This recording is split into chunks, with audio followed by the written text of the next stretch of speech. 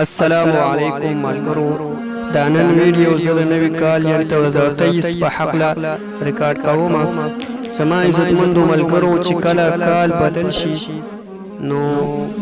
په دې باندې خوشحالي کول او ګانې غږول یا ویل یا نور رسمونه او رواجونه کول داسې نه دي کول پکار. دا د شریعت نه بالکل خلاف دي.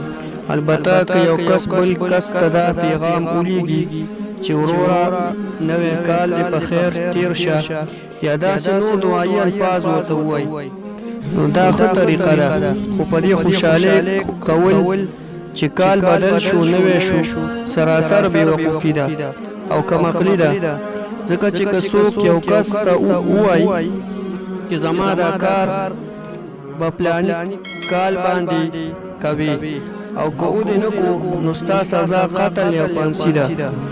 او یا سبل عذاب دی سبل سزا ده او څو کلونه ورته نیټه ورکړي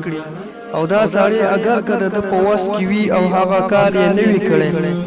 یا په وس کې یې نه وي یا توفیق ورته نه وي میلاو شوی نو چې کله دا کلونه کمیږي نو آیا دا سړی به په دې باندې خفګان کوي او که خوشحالي چې ما هغه کار کړی دی او که نه او ورو وخت نږدې کېږي. اوس که چېرته دغه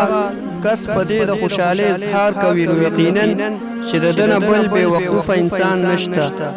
نو زموږ عزتمندو موږ له پکار دي چې په دې خوشحالۍ نه کوو بلکې په زړه کې سوچ وکړو چې آیا زما زندګۍ نه یو کال کم شو او ما د آخرت دپاره څومره تیاری کړی دی او د جهنم نه د بچ کېدلو دپاره مې څومره تیاری کړی دی.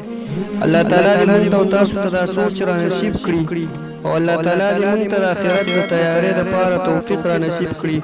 واخر دعوانا ان الحمد لله رب العالمین.